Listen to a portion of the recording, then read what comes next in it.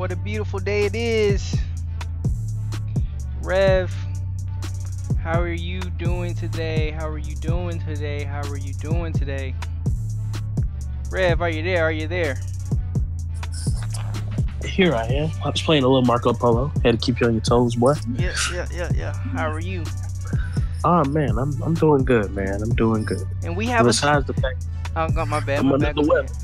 Oh, I'm yeah. a little under the weather, man. But you know I'm good. I'm good. What's going on? You all right? Man, I got the sniffles. Got a little cough, man. I'll be alright. So I sound a little strange today, but Okay. I'll be alright. That's great. And we have a special guest, very special guest. Talked about this person on the last edition of the podcast. We got Adrian, aka AP, is in the building. How you doing, AP? What's up to all my adoring fans? You know what I'm saying? Yeah. What's this? You got somebody you want to shout out? Who you shouting out? You know what I'm saying? What's up with my people on the west side, you know what I'm saying? My people on the east side and Okay. He got people. You know what I'm saying? And you know what I'm saying? Shout out to Bay. Ooh. Oh.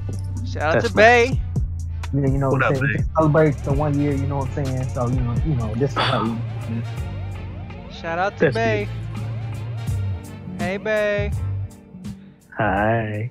But we're gonna go ahead and get the show on the road. Hello, my name is Joshua Tyler, aka Fella on the car phone. And as always, we're gonna start the show off with question of the day. Question of the day is a segment where we ask each other questions and answer the question based on how we feel. Once we give that answer, the other person will grade the answer. But the grades are completely subjective, so please don't be offended. You just gonna roll with the punches, and you're gonna respect the grade. Put some respect on the grade. Okay? Put some respect on the grade. Okay? I ain't gonna say it no more. I'm gonna say it no more. Either you're gonna listen to it or you're gonna watch it. But alright, I'm gonna start off with the question of the day. So fantasy football is just around the corner. You got a lot of drafts going on. Everybody's getting ready to start drafting for fantasy football, which is an amazing hobby. If you don't do it, you should go ahead and pick it up soon because it's awesome. So my question to both of you fellas is, okay, so if you're in your fantasy league, you get the number 1 overall pick, who are you drafting this year? Take it away, Adrian. Smooth with it, alright. I'm thinking you gotta go with a wide receiver. To start it off. Interesting. So I think if I had to go with the number 1 pick, I got one of two options. I can either go Julio Jones or Antonio Brown. Ooh. Julio. So who are you picking, Julio or Antonio? You gotta pick one. I gotta pick one. Well, I had Julio on my team last year. We did win the championship. Oh. So I have to go Julio. Fix it. You know what I'm saying? You going Julio over Antonio? I reward loyalty on my team. You know what I'm saying? Okay. With the exception of Travis Kelce, because he ain't never going back on my team ever again in life. So there's that. But I don't know. Should I grade him first, or you want to go, Romero? I mean, I'll go ahead. I'll let you grade him. Well, no, because I don't want your grade to feel like it impacted my answer. So I'm gonna go ahead and answer. I started groaning when he said Julio Jones and when he said wide receiver, because I knew he was gonna say AB, and that's actually who I was gonna pick. So that's why I was like, dang, I should have went first, because now it's gonna make it look like. But in all seriousness, I really was gonna pick AB. So I'm glad that when he said he picked Julio over AB, you went, because I'm like, okay, so that means whatever Adrian got, I'm gonna have a better grade because he prefers my pick over whatever Adrian picked. Yeah, I personally would pick Antonio for sure. That's when you say number one pick. That's the first thing that came to my mind. And I feel like obviously an easy cop out, but also still a decent pick would be Odell. So that would be my backup if Antonio wasn't on the board. But AB 9 times out of 10, if he's available, that's what I'm taking. Okay. 10 times out of 10. 10 times out of 10. I'm not stupid. There you go. Okay. So I'm gonna give AP his grade first. I'm gonna give him a C. A solid Ouch. C. Oof. And then I'm giving him a C because I don't think I agree I would go with Antonio over Julio any day of the week. Cause I feel That's like fair. Julio don't give you that many like. Well, I mean, I might be wrong. I don't know. But I'm more of an Antonio guy. Julio's not a bad pick, but I think Julio is more of a late first round pick or a middle of a first round pick. It all depends on which Matt Ryan showing up. For real. Yeah, that's true. Fair enough. That's true. Receiver can only be as good as his quarterback is. And then I'm gonna give Romero. I'm gonna give him a B minus. Woo. I'll take that. I'm gonna give him a B minus. And you both mainly got low grades because I always draft a running back first. So when you I knew said it. wide receiver, Yeah. I was like, I don't know why y'all driving around receivers, but okay, so y'all both getting lower grades because I'm of the nature of drafting a running back first. So Yeah, okay, who would you take with that first pick? I would take I would have either it would be between let me sneeze. Oh, okay, that didn't work. It would be between Le'Veon Bell and Ty Gurley. Okay. And I think I would take. Yeah, I would take Le'Veon. I expected you to take Gurley before you even mentioned your 2 picks, so I was close. Ugh. You know, that's the funny thing that was what made you rate us lower, because I knew if I were to play this year, first pick is going to be a wide receiver or a running back. And the more I thought about it, I was like, I think I would just go ahead and take AB because I know I'm going to get my money's worth. But then you started talking about running backs too. I was like, or Le'Veon would have been nice. Yeah. The Steelers got some nice pieces. I'm not a fan of any team because, we boycotting. But right. Is Le'Veon holding out? oh, is he still? Is he still holding out? I don't think so. Is he still? I think he is. Well, if he's still holding out, then I would take Ty Gurley. You know what? Now that you say that, I actually did have Ty Gurley on my team, and he carried me for about 4 weeks straight. Yeah. Ooh. He's pretty tough.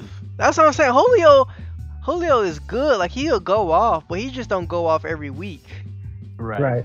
He only go off, and that's why I would take AB over Julio, because Julio or AB go off. It seemed like every week where if he ain't got a bunch of touchdowns, he at least got a bunch of catches. Yeah. True. Where would you rank Ezekiel Elliott in your running backs? He would probably be 3 behind Ty Gurley and Le'Veon and Ty, yeah. I think that's probably where most people feel that he's at. Yeah, he had a good season last year, but it just wasn't Whenever he got to play. right. Oh, he's suspended. Wait, no, he not. Yeah. Hold on, maybe not. Yeah, with that craziness. Le'Veon is not holding out yet. Okay, cool. So there's that. Are both of y'all doing fantasy, Josh? I know you are. Adrian, you already got one started up?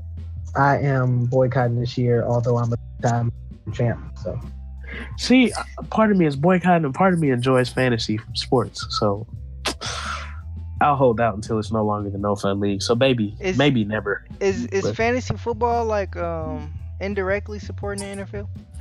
Well, because you have to be involved to a degree to keep up fantasy football. So I would say, yeah. I can't boycott the Colonel and still be buying buckets of KFC. That's different. I'm still partaking in something that's involved with him, but I'm not taking in that. Yeah, I just know myself. I tried to boycott last year while also playing fantasy football and working. I ended up watching about halfway through the season. Yeah. So, You almost got to. It didn't work out the way you had. See, what happened was when I started the boycott, and then when I finished it, it just, the plan, the goal of the boycott is just kind of. Exactly. Exactly. I respect it. Appreciate the honesty, fellas. Yes, sir. Yes, sir. But I feel like Anytime. I can do fantasy football and not necessarily watch football. Mm. Because all you do Yeah, is just watch the stats. I mean, you can watch SportsCenter to watch the stats. I don't know. Okay. See, back in my day, a boycott was a boycott. So you totally ain't got nothing to do with it. Mm. Not only do you not watch it, you don't partake in any of it. No stats, no snippets, no Well, repeats. You know what I'm saying? No recaps. say that. Say Nothing. Nothing. But you do you, brother. I'ma do me. All right. Who wants to go next? Question of the day. We still gotta keep this thing going, fellas. I mean, Adrian, do you have something ready? Because if you don't, I get time. Yeah, no, go ahead. Go ahead and ask your question. My main objective is always to stump Josh. Lately, I've liked nice trivia questions because they really get him thinking. You know what I'm saying? But I will stump you just as hard. So I'm looking forward to this outcome. I love handing out F's with my big red ink pen. Okay. Oh, you missed So the I've got Oh yeah, I missed the Crocker with it. You already know. Really good parents. What? Hey, what? Why was I singing that at work today? Like the theme song. I literally sang the whole song. Like, dang, I remember that. All right, go ahead. This is why your father should have sent you home. So this one is on this day in sports history question. Oh, Lord. I love these. Yeah. So last week we were talking about the PGA. That was this Monday. That wasn't even weekend, last week. Play. There's an LPGA event going on. So my question has to do with the LPGA. I should have known. You wanted to talk about him today. On this date in 1952, this woman won the LPGA World Golf Championship. Who is it? Ain't no point in even saying. Can we get a multiple choice? Like, wow, how are we just supposed to know? I've been set up. Right, this ain't even fair. I told you I like to be y'all stumped. All right. I'll give you some choices just to make it a little easier, because I know y'all don't know. Like, it don't even make sense. A multiple choice. Man, hey, listen, life don't always come with options. You either know or you don't know. I can ask you hard questions that ain't nobody gonna know, but it's the fun of that. All right. Fair. So, was it Patty Berg, Betsy Rawls, Marlene Bauer, or Patty Berg, Betsy Rawls, Marlene Bauer, or was it? I'm sorry, you got to excuse my Wi-Fi. It was just taking a minute. That's all. Or was it Betty Jameson? So I'll repeat those four options for you. In 1952, on this day in sports history, which of these women won the LPGA World Championship, whatever it was? I repeat, Marlene Bauer, Betsy Rawls, Betty Jameson. Oh, shoot, I forgot the last name. Well, we just gonna make it those three. Clearly wasn't her. Right. I forgot the last name. I had four. It make it easier when you got four options. It make it easier, but it make it hard at the same time. So I'm just give y'all three. I'm going with B. Well, Betsy Man, Rawls. you gotta give a name. Yeah, Betsy Rawls. Okay, that's your bet, AP. What you got, Josh? What were the other two? All right, it's the last time for you little cheaters. It was A, Marlene Bauer, B, Betsy Rawls, C, Betty Jameson. It was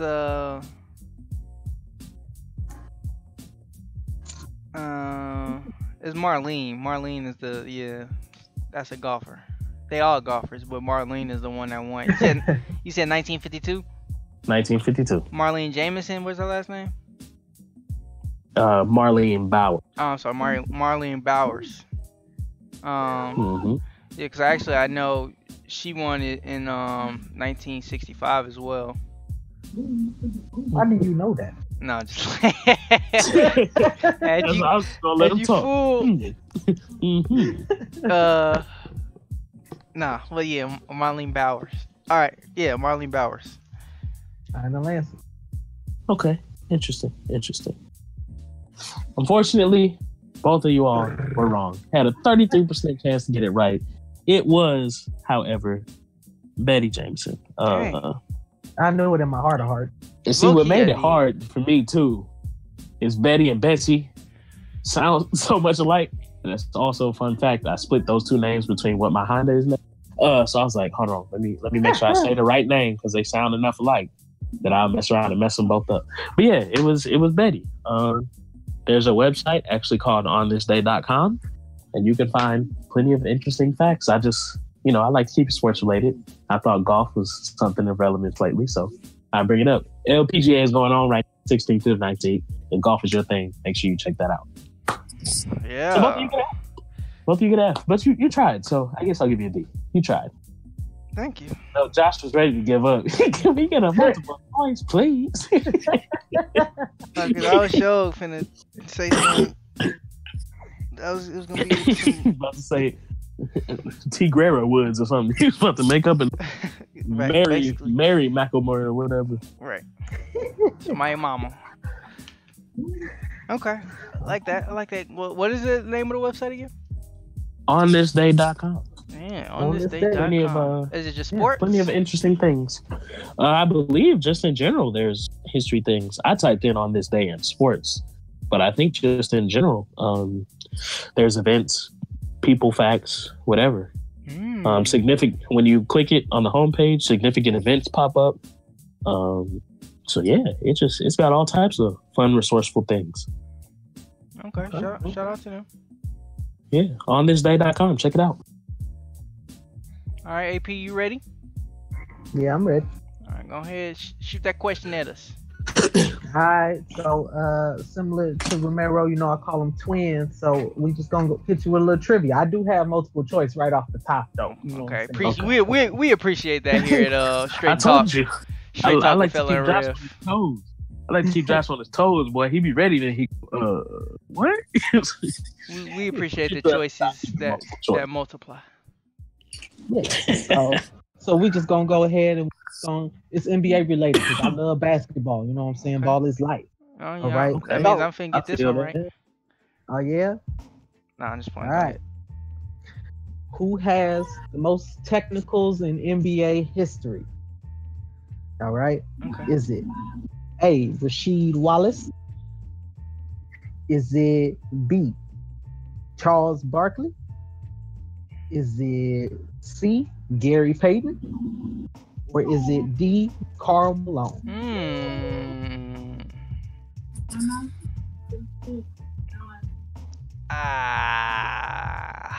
I'm almost willing to bet money on my answer, but I'm not a betting man because I don't like to lose.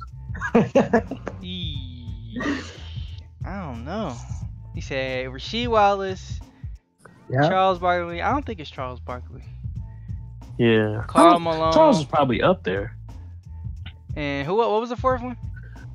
Gary Payton. Gary Payton. Some good choices. I think I almost want to go with my boy Jed, who said Wallace, Rasheed Wallace. That was probably my first guess. Yeah, Wallace is what I was willing to bet money on. Positive. Yeah. No, one of the people that cut like Karl Malone. And but Gary you know what? Company? Yeah, but you know what? It's kind of stumping me. I feel like he wants us to think the three guys that are like most prominently known for talking trash, and then Karl Malone is just kind of slid in there. Right. But why? And nobody would think Karl Malone would be in there, up there. Like, you know what I'm saying? Exactly. Does that make sense? So now it's really making me want to just say Karl Malone based off of, Exactly.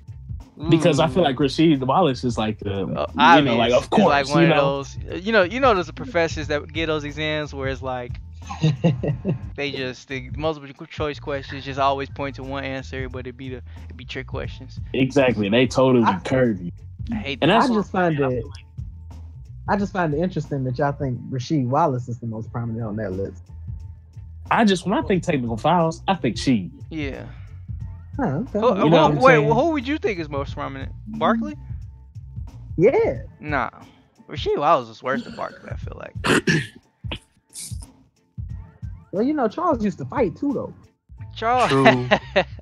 Charles was quick to fight and throw a ball at somebody's head. Oh man! Every time Charles. they show that on Inside the Underdog, NBA roll every the year. It is hilarious every time. He threw the ball at his head. Then Shaq charged him. Bro. Oh man, I love that show. I can't wait to. That's what I look forward to more than anything on the NBA season. I don't know. I'm gonna go with. My gut's telling me to go with Karl Malone, so I'm gonna go with Karl Malone. All right, Reverend. Only for the sake of I never like having the same answer as somebody else, regardless if I'm wrong. I'm not going Carl. Like I said, I feel like Sheed is the obvious answer. You want to pick him. Fine. I'll just pick Sheed. I'll pick Sheed. All right, and the player Josh with the won. most technical fouls, yes, Josh is won. indeed Karl Malone. Yes, I knew it. I with knew it. 332 technical fouls. See, that's Yep. what I'm saying. He's not enough. People don't really think of Karl Malone as somebody to get technicals. Yeah, Charles he Barkley sounded was- random. Truth be told, after I answered, I was typing it as I said, I'm gonna just go with Sheed, and I looked it up. and was like, dang, I knew I should have just said it. Because actually, Rasheed is in third place, bro. Really? Charles Barkley is right behind Karl Malone, 329. Karl Malone had 332. So like, I literally pressed enter as soon as I was like, I'm gonna just go with Sheed, and I looked at the actual list and was like, dang, I should have just went ahead and said Karl. Hey, D said his phone is telling him that. It's good. I did not cheat. I didn't cheat that time. I didn't cheat at all. I don't be cheat like that. I use my resources as far as the chat. Yeah, you be cheating with the chat. Yeah, That's I 100% don't be fact. 'cause You Googling cheated it. last time. He said his phone is telling him not his good. Your woman know you better than anybody else. She know you a little cheater. No, I'm not Right. a cheater. That's why you was finna pick Sheed. I Because have- Jed was like, yeah, Wallace. Oh, So he me. was like, But yeah. no. Before that, I was thinking Rasheed Wallace just because it's she. Like, He's the obvious pick, though. That's why I was like, it can't be him. yeah. Karl Malone sounds like you don't feel like he should even be on that On list. the list, yeah. That's why So- I thought it was Karl Malone. That's one of those ones that you like, either it's a totally random one that you think somebody stupid is going to pick because he don't have no business on there, or it's so random because you never even knew that he was on there. Yeah. So I was like, I should have cheated. Did I should have been Karl like Josh and cheated. Did Karl Malone play all your years with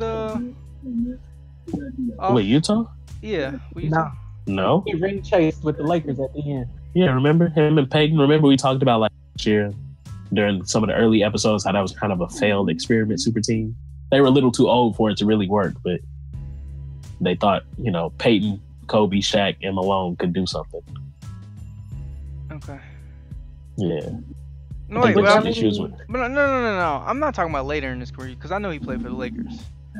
you talking about like when he got them technicals? No, up to him going to the Lakers. Did he only play with the Jazz? Yep.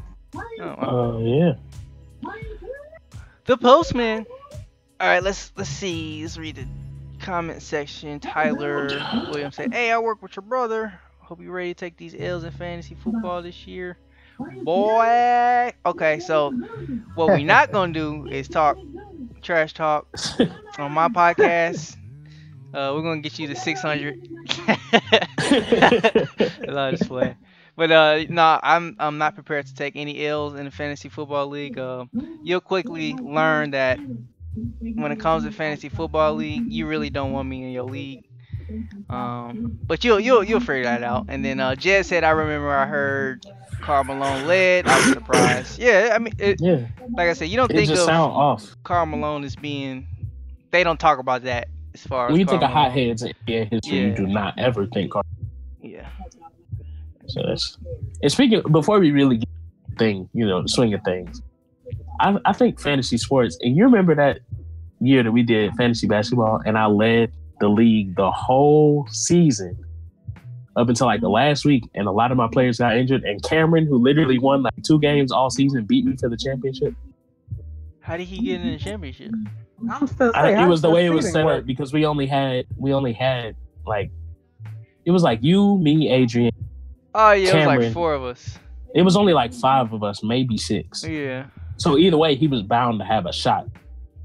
I And just don't luckily remember for that. him, his players were doing well at the very end of the season, so he was getting the advantage on people. Yeah. And my whole team got hurt. And I was undefeated the whole season, bro. And this man, the wackest man in the one with the least knowledge of how basketball actually works, based on comments alone, you can see that. Like last week, him saying Melo was gonna have a top 3 career season. Stop it. He's the one who won the championship in our league. To this day, still hurts my heart. Yeah, I don't remember. I don't really like fantasy. Only fantasy I like is football. All the other ones genuinely are just enjoy too ba- long, and it's too I much. genuinely enjoyed basketball because I was killing y'all, bro. It's I was killing. micromanaging. Too much micromanaging. Football is Bas- it's way easier. You only gotta set the lineup once a week. Ball is tough. My heart hurts. My heart hurts. You'll get over it. But yeah, that was You gotta let that go. It's only because it was him. One of y'all, somebody that actually watches basketball and cares about it, sure. But this man don't even. Okay, whatever. All right, and that will conclude a 30-minute question of the day segment. But that was fun. It's always good fun. Great questions. A lot of wrong answers. A lot of randomness. That was awesome. But we will now go into the actual show. I guess I keep saying it like this is not part of the actual Right, show. like it's not a part of it. Yeah, but Getting into the meat of things. That was just appetite. yeah. We're getting into the meat of the conversation today, and we're gonna start it off with some more national anthem news. Actually, I'm gonna let Rev introduce this because he actually brought it up in the pre-show. So go ahead, tell us what's going on with the No Fun League. What's new?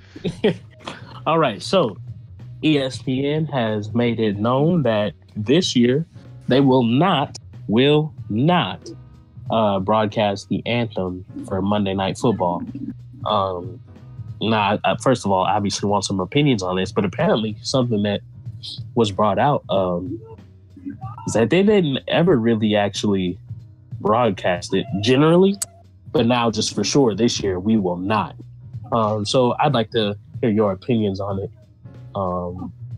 Seeing as the anthem issue has been a prolonged thing that just seems like it will not go away no matter what's done or said.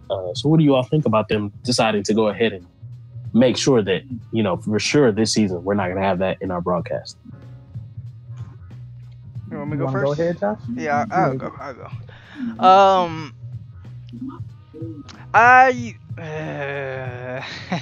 It's always such a interesting topic with anybody.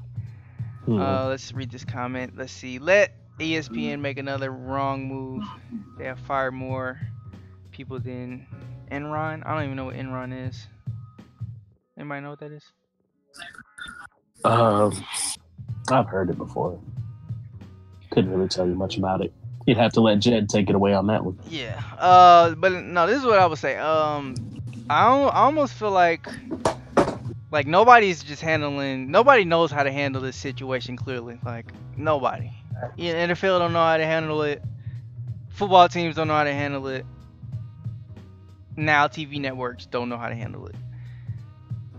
Like this is, to me, this is no different than the NFL saying, like, you're required to stand on the football field or stand during the national anthem, but if you don't want to come out to the national anthem, but you can stay inside. You can't stay inside. I'm getting distracted by In the locker room. Yeah, you can't stay inside the locker room. Like, I feel like this is no different than that. And by that I mean, like, I keep looking at the comment section. That's why I'm distracted. I know I heard of it before. But I know I heard it before. I just couldn't really piece it all together. But anyway, as you were saying, it's almost the same as the league saying stay in the locker room. Yeah, and I think it's that because just like we want to minimize this issue as much as we can. Like, we support free speech, but we're not gonna we don't want to anger anybody. That's what this is. This says They're taking to me. a passive approach. We don't want to hurt. Like, feelings. we're just trying to do whatever we can to, we just here to broadcast the game. We ain't come here for. We not, So either y'all watching or y'all gonna sit down and watch.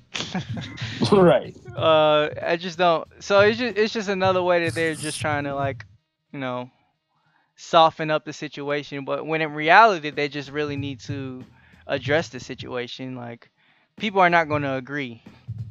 That's what people have a hard time understanding, that you're not going to agree with your best friend. You're not going to agree with somebody that you hate.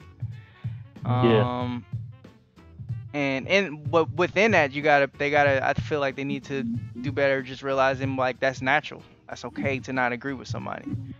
100%. It's actually more important to know how to disagree with somebody, be respectful, but you just agree to disagree. So this is just kind of like shying away from the issue when really they should be addressing the issue. They should show the national anthem. They should show the players kneeling, and with that, have a conversation about it. So until this is not the answer. This ain't it. I'm gonna keep real with you. This ain't it. Yeah, this ain't it. But ESPN is just one of them, another major TV stations that we all love. But they, like I said, don't nobody know what to do with this situation clearly, and they don't have the knowledge, or it seems like they don't have the knowledge to address it appropriately the way that they should. Right. But that's what I got to say. Take it away, AP. Yeah, I think so. You said that they didn't necessarily broadcast the anthem in the first place. I think had they just continued that, then it wouldn't even be an issue. Nothing to bat an eye about if you don't. Yeah, I think they don't, like, they don't broadcast. No, because on Monday Night Football they do broadcast it. I'm pretty sure. But I know, like, the games that aren't major, they really don't be. Well, I don't know. I feel like they do be broadcasting it, but maybe not. I don't know. But go ahead. I'm sorry. It may be like a every kind of thing or something like that. But all I'm saying is, like, nobody would have really noticed, or it wouldn't be a big deal had they not made a public statement that said we will not do this. But I think they should show it. I mean, it depends on, of course, for them it depends on dollars and all that stuff. But I mean, like, the players are actively taking a stance. Like, they said, we're gonna take our fines anyway. We're gonna take our suspensions to do this. By you not broadcasting the anthem, that don't make the issue go away. It just, it just means the issue not gonna. You cut out. What did you say? Say that last part. The issue not going what? Oh, I said the issue just not gonna be on TV. Like, that don't make it go away. So I think they should show it. Me personally, but that's just from an activist standpoint. Like, that's really petty. Yeah. If anything, I'd rather them, at the very least, instead of not showing the anthem, I'd rather you at least make a donation to something, to some charity or something like that. Like, that does more than you not showing the anthem to me. But yeah, that's what I got to say on that. Donation. And see, my donation. We make billions of dollars. What do you mean we're gonna donate? Huh? Donate to who? Myself. Dave Chappelle with his crown and his sunglasses, looking back like, excuse me, give you this money. Right. But to me, and you both kind of touched on it, it kind of reminds me of the anthem protest in and of itself, or not the protest, but the anthem issue in and of itself. There was a point where we were already sitting in the locker room. We weren't on the field. So you have no idea if I'm standing with my hand on my chest or I'm sitting down, if I'm on the toilet. Like, you have no idea what I'm doing because we weren't required to be out here. Right. And only now that we're required to be out here is it an issue because now you can see what I'm doing and take offense to it. So in the same way, nobody talks about ESPN not showing the anthem consistently or showing it period when you don't know about it. Excuse me. But now that you've made it clear that you definitely won't, now I have reason to take issue with it or to notice it. Because initially, I never would have really probably paid attention to it or thought too much into it. But now that you said something, you give me reason to take note. So that's what's kind of ironic to me is because it's the same as the anthem issue in the first place. Nobody ever would have any of this or taken note if they were never required to step out of the locker room for the national anthem. So that's what's interesting to me. But I definitely agree with you, Josh. I think nobody really knows what to do because either way, somebody's going to be upset. So as opposed to really trying to, because I mean, you have to be realistic. If you were in any of the positions as president of a team or, president of a broadcasting company, what really can you do? Because you're either going to offend one side of your viewers or the other. Because no matter how many times it's been stated, people refuse to accept and understand what the protest is actually about. So you can never please those people because they don't want to see it. They're ignorant because they want to be. Not because they have no choice but to be. And then if you say, well, you got to stand for it or this or that, then the people that do support the cause or do understand the cause and feel for it, you upset them because they're like, dang, so you don't care. So I understand how they keep trying to find these gray areas, ironically, instead of stepping into the black or the white, because you don't really know what to do because either way, you're going to piss off and offend some segment of your fan base. So on behalf of the league and ESPN, it's kind of a sucky position to be in because there's really nothing you can do. Like, I don't really know how you fully pacify or fix this situation one way or another. But I think until then, we'll just keep seeing kind of sorry attempts to do so because they don't really know how to do it. Yeah, but like I said, people just got to realize that you can't please everybody. Yeah, not everybody will always be happy. I say that to people all the time. The only way to make progress is if you let people know what it is and have a conversation about it. Yeah. And I mean, like I said, as far as the people that view it negative, can't really see it any other way. Refuse to what you say about it. People will still, I mean, I was just on Instagram last week and somebody was saying something and I'm like, you literally, this post is literally about the protest means this and that. And you're still trying to find a way to misconstrue it to say it's still disrespectful to this and this and that, even though the post is literally about how it's not disrespecting those people. And then somebody else,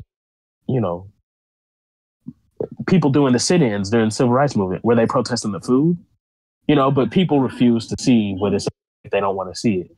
So yeah. I think in the same way with these protests and the whole anthem issue, you can't ever really make it go away. I think you're just going to have to step on toes. You're going to have to piss people off and whatever happens, happens. The people that do want to see NFL football will stick around. The people that want to get their feelings hurt because they refuse to understand a bigger issue, hey, they can leave. But more than likely, as you've seen with people on both sides of the fence, yeah, I'm a protester. I'm not going to, they still end up watching. I mean, if football is something you're used to watching, you'll get over it eventually. So I think that the NFL has to be willing to take that chance and make a decisive stand for whatever they feel, whether, whoever you feel you offend or whoever feels it's right or wrong, you have to eventually do something. You can't keep trying to find gray areas. Yeah. So well said. Let's look at the comment section. He said, Enron scandal, educate yourselves. And she also slid into my inbox and was like, how do you not remember this? We talked about this in class. And I'm just like, okay. Yeah, I guess maybe we did. I don't remember talking about it. Who pays attention in class? Yeah, Josh is old. Josh will forget what happened 2 minutes. We literally just had that conversation. Jed said what was Enron? Enron was a U.S. energy trading and utilities company that perpetuated one of the biggest accounting frauds in history. Yeah, I don't remember learning about that in college. He also said, "How about this? Fine, don't show it, but Kaepernick, give Kaepernick a damn job." And my answer to that is the NFL saying Kaepernick. Who Who's that? Well, maybe Jed could that? be saying ESPN. You know, Tebow couldn't get a job. Y'all was quick to put him on college football. You know, and these retired guys, you quick to give them a job. You know, So that's not going to as ESPN, why don't you? You know, somebody should get this man some type of job. You're not gonna let him get out there in some pads and a helmet. At least let the man talk about it. This is a professional athlete like any other professional analyst that you've hired. That's a former player of the sport. He is too, regardless of your personal opinions or the public opinion. But the one thing I will say to Jed, if he met as an analyst or in an ESPN capacity, you know that won't happen for a fact because you have Jamel who said that Trump was a bigot and she lost her gig on SC6 because people got pissed off about it. So if she can't even keep a job, and this is a woman that's paid to talk about sports, and when something Trump related came up, they didn't like how she said it, so they was boycotting and wanted her fired. Then they're definitely not going to want Kaepernick on ESPN talking about football. Even if he's not bringing any of his agenda, protesting, none of that, they don't want him on TV. So that's definitely not going to happen if that's what you were talking about. Yeah. I don't know. I agree. Yeah, I don't know. It's just I don't know what the NFL. Like I said, it is the no fun league. So what do you expect? Exactly. Okay. Anything else to say on that topic? We can move on to the next one. NFL is stupid. Anthem protest, not the protest itself, but everything around it and that's gone into it. Stupid. No fun league. I'm doubling down on it. It's just all of this is a waste of time. If I could just focus on this is the one time I'd love to be able to say, not towards the athletes necessarily, but shut up and play ball. As far as everything around football, just let these people play. Why do we keep trying to make issues of every little thing? Y'all want them to shut up and play football. Why don't you shut up and watch? This isn't stopping the sport in any way. It's not hurting anything. It doesn't change the outcome of the game. The same way you want these athletes to shut up and play, you shut up and watch. You shut up and be a fan if you want them to shut up and be the athlete. That's all I gotta say. Shut up and watch. Should we make a HBO special? I think so. That was actually pretty. I'm here. Shut up and watch. I like that. Kinda. Cause you said shut up and play. I was like, whoa. Right. You gonna reel that back a little bit? I'm flipping that logic onto the viewer perspective. Yeah. And on all the outraged viewers and fans trying to. Same way you feel about them. Keep that same energy about yourself. Yeah. You stop focusing on this and you watch the sport if you want them to stop focusing on it and just play the sport. Ooh, he preaching today, huh? Mm-hmm. Riff, you living up to your name today. Sick and tired of being sick and tired, boss. I can't. All my life, I had to fight. All right, and AP, you got anything else to say? No, I think the Reverend said it all. Okay. Yes, facts. Lord. Big facts. Okay, so we're gonna go ahead and go to the next topic. We're gonna be talking some baseball. We don't do that very often, not in the middle of the show. Baseball. What'd you say? I said baseball, MLB, middle linebacker. Yeah, I'm sorry. Okay. Whew, I got drowsy. I'm sorry. Wake up. Get up. He done preached. Fell asleep. No, but we're honestly talking about a more interesting topic. I don't know how many. I think this was 2 days ago. Got Ronald Acuna Jr., who is the Braves one of the top prospects. The Braves were doing pretty good early in the year. I don't know if they're still doing as well as they were, but this guy, I don't know. He's young. That's all. I don't know how old he is. I guess I should have looked that up before I did this. But he's young, and he led off 4 games in a row with a home run, like a leadoff home run. So he bats leadoff in the lineup. So he bats first for his team, and in 3 or 4 consecutive games, he hit a home run. Okay. So in the 5th game, which would have been a record, I think, Had he hit another home run, it would have broken a record made by the great Hank Aaron. In the fifth Right? game, it's his first. It's his first at bat. He's the leadoff, and on the very first pitch, Jose Urena hits him with a 97-mile-an-hour fastball. Okay, Mm-hmm. bench is clear. They fight. They go at it. Blah blah blah blah blah blah. So what would be going through your head? Like, first of all, a lot of people think he did it on purpose. So do you guys think it's the first pitch of the game? Did he throw that ball at him on purpose? And I also saw the stat Absolutely. where he's never 97 miles an hour is the fastest he's opened the game with. Like, cause you got different levels to your fastball. Right. Uh-huh. So did he hit him on purpose? Absolutely. I'm sorry, Adrian, taking it. Listen, you don't become an MLB pitcher, a professional pitcher of any sort by accident. You get a pitching gig because your accuracy and your speed. So you don't accidentally hit somebody. There's no, I'm sorry, you can never convince me that my hand slipped or this or that. No, you're a professional. I mean, it's ridiculous. The same way I felt like with Draymond kicking people. You don't accidentally kick people in the nuts in a basketball game. There's just certain stuff that there's no way you can possibly wrap your mind around as being accidental. And to me, as a pitcher, your main job is to throw and throw with accuracy. There's no way you accidentally hit somebody, especially throwing 97 miles per hour. And that's the fastest you ever threw a pitch to start a game. There was no possible rhyme or reason to that accidentally happening. That was nothing but purely intentional. I don't care what you want to call it about, if I'm calling out his character as a person or them as a team, whatever, but that's not accidental. I don't care. But there's nothing that convinces me otherwise. How much haterade do you got to be drinking to stop this man from breaking a record? Like, and it's literally, there's not really much he can do about it because he can't lead. That's the lead off. The record has to do with him leading off the game with a home run. So you can't do that any other part of the game. Right.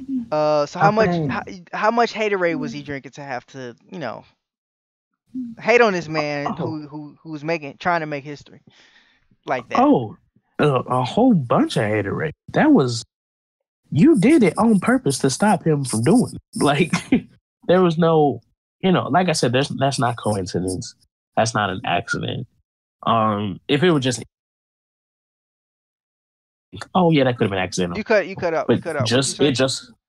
I'm saying if it was any other game, you could think maybe there was an element of accident there. But it just so happened that as I'm chasing a record, this is the pitch you hit me with.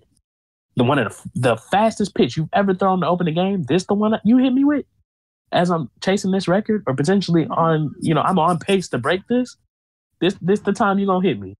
That's, boy, he took the whole haterade bath. Like, they just won a game. The team dumped it on him. He held his head back and drank the whole thing.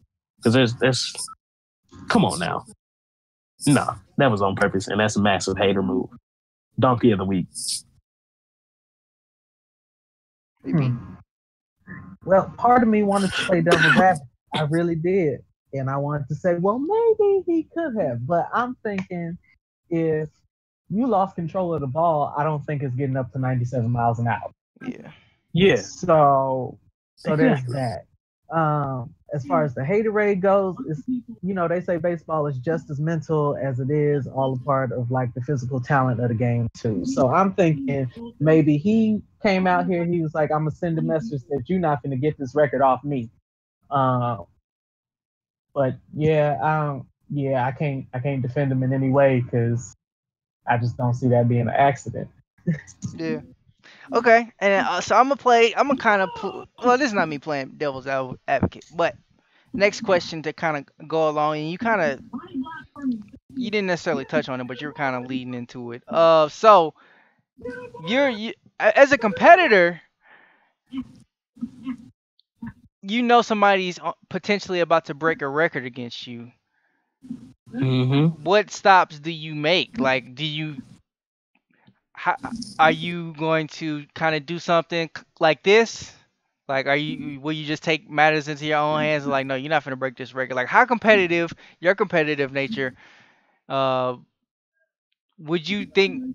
Do you think you would maybe in your mind go to that level?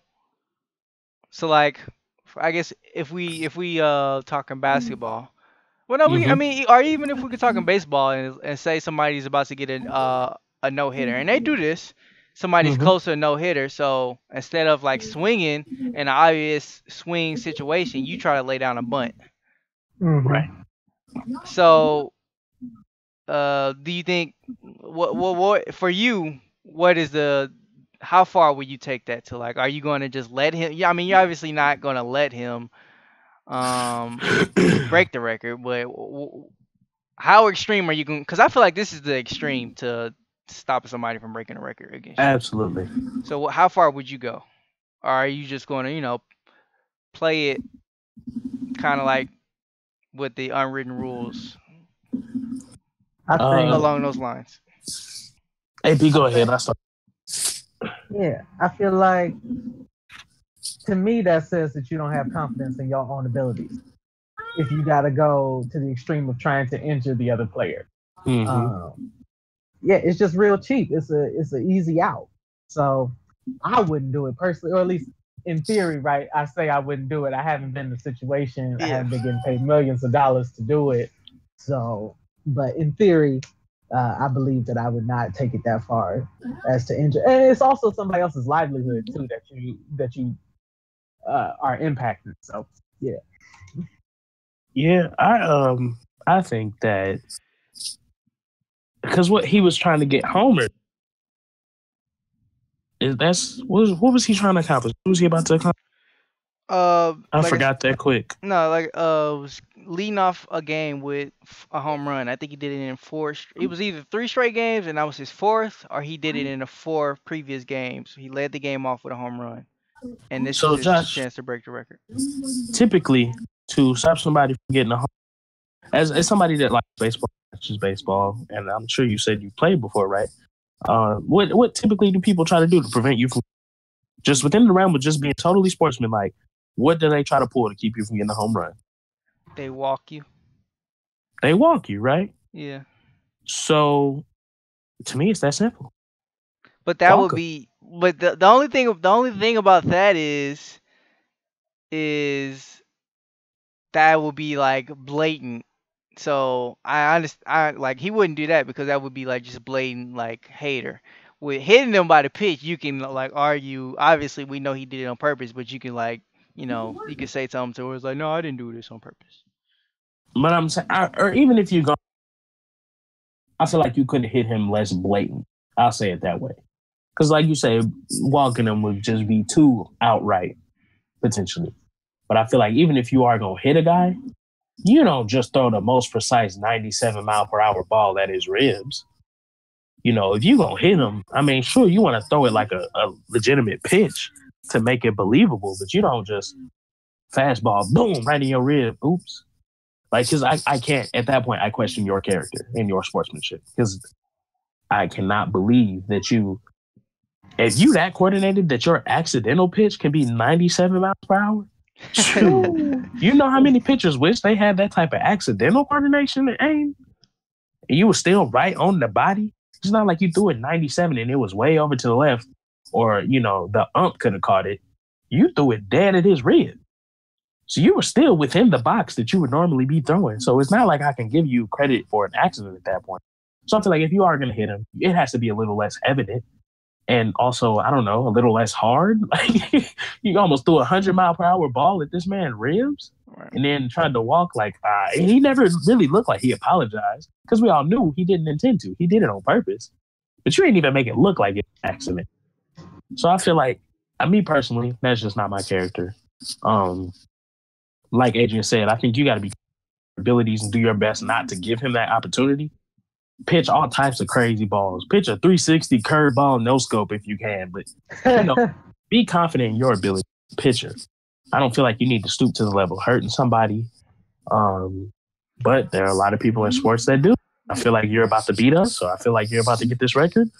So I'm gonna either keep fouling the hell out of it, or I'm gonna try to intentionally hurt you just to prevent you from doing it. Yeah. And then my thing is, Besides not between you. Yeah. my thing is it's like, what's the likelihood of him actually hitting a home run? Like, you could literally just pitch to him. Yeah. You could pitch him you don't even have to be the best pitcher, and it's still not very likely that he hits a home run to lead off in the 5 straight games. Like, that's just a hard record to break. So why not have some integrity and allow him to at least get a chance at it? Like, it's mad hating. But let's go to the comment section really quickly. Jed is saying, people most sports, and that's absolutely true. I just think you do see it happen in baseball a lot. I don't know. I just feel like this personally, for me, felt like so blatant. There are some I've seen, and I'm like, that may not have been intentional, or they don't just look as bad. But that one, it was like, dog, come on, you can't convince nobody out here that was even in the slightest unintentional. Right. But I totally see your point. Well, I totally see his point. He said it was intentional. Yeah. I don't know. Like you said, it does happen, but dog, like that was a little, I don't know. Yeah. But fair enough. D also said Petty Betty. While this is, we kind of consider this, well, I did consider him from Petty Betty. We have better later in the show, so. Yes, yeah, we do. Somebody actually taught him this week, so just be ready. Yeah. He said Artest fist and jump in the stands. That was fairly intentional. Oh, well, yeah. Okay, first of all, Jed, don't bring up Ron Artest. Okay, but if you're going to pull any man in the league at that point, he got mental issues. He shouldn't have been able to be out there in the first place. He should have been at home in bed or something. That man is wild. Man, no, he's about peace now. He's about world peace now. So yeah, world peace and pandas and stuff. Yeah. Facts.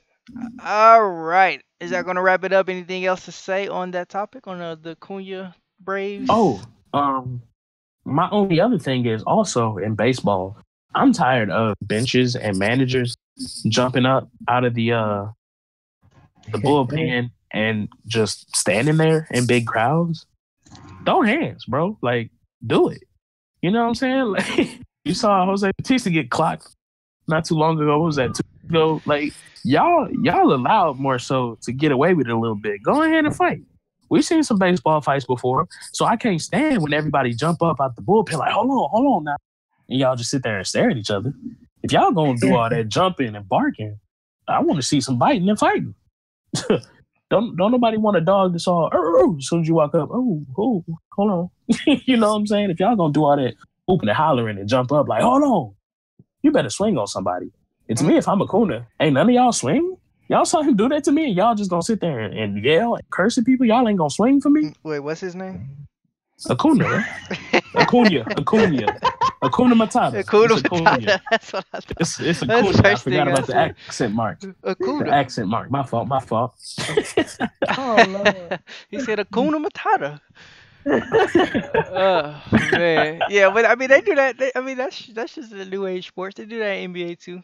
Everybody because the NBA, if you even touch somebody in the NBA, it's an automatic, flagrant, technical 7-game suspension and a fine. So it makes sense in the NBA because it's soft at this point. You can't do that type of stuff.